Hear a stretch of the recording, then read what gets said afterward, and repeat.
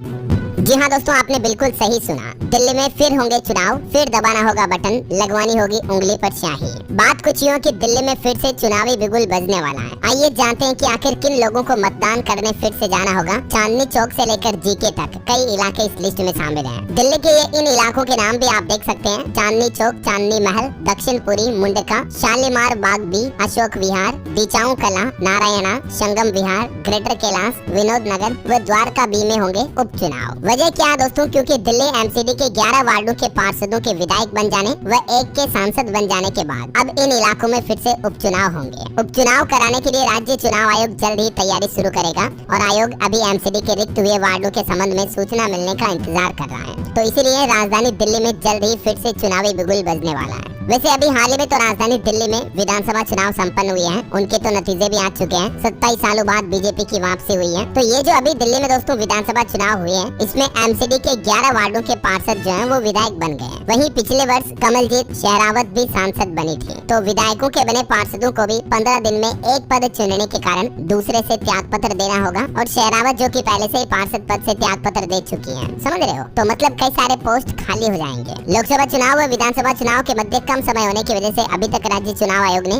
गत वर्ष रिक्त हुए एक वार्ड का भी उपचुनाव नहीं करवाया था। जैसे अभी दिल्ली विधानसभा चुनाव के साथ ही उत्तर प्रदेश में मिल्कीपुर सीट पर भी उपचुनाव हुए थे। तो जैसे ही ये पद खाली होते हैं, चुनाव आयोग ऐसे पदों पर उपचुनाव करवाता है। लेकिन दिल्ली में क्या है कि अभी लोकसभा चुनाव भी हुए थे हाल ही में और अभी विधानसभा चुनाव का माहौल चल रहा था, तो टाइम नहीं था इतना। इसीलिए चुनाव आयोग ने उस पहले वाले रिक्त पद पर भी उपचुनाव नहीं करवाए और अभी कई पोस्ट पद जो है वो और खाली होंगे, क्योंकि विधानसभा चुनाव में एमसीडी के 11 वार्डों के पार्षद विधायक बन गए। पहले क्या है कि चुनाव आयोग का मानना था कि विधानसभा चुनाव में भी कुछ पार्षदों को टिकट मिल सकता है और विधायक बनने पर उनके भी वार्ड रिक्त हो जाएंगे। तो इस तरह से सभी रिक्त वार्डों के साथ उपचुनाव जो है वो एक साथ कराए तो बेहतर होगा। और हुआ भी कुछ ऐसा ही जैसा पहले चुनाव आयोग को अंदाजा था। तो अभी क्या है कि दिल्ली में कुछ समय के लिए तो कामकाज ठप होगा, लेकिन जैसे ही एमसीडी के रिक्त वार्डों के उपचुनाव की अधिसूचना जारी होती है, दिल्ली में एक बार फिर से कामकाज भी ठप हो जाएगा, क्योंकि आचार संहिता लागू होने से दिल्ली सरकार और एमसीडी कोई भी नीतिगत फैसले नहीं ले सकेगी। अभी ये पूरी लिस्ट भी आप देख सकते हैं देश की राजधानी दिल्ली में कहां वार्ड जो है वो रिक्त हुए हैं। तो इन वार्डों पर अब उपचुनाव होने वाले हैं। देश की राजधानी दिल्ली में एक बार फिर से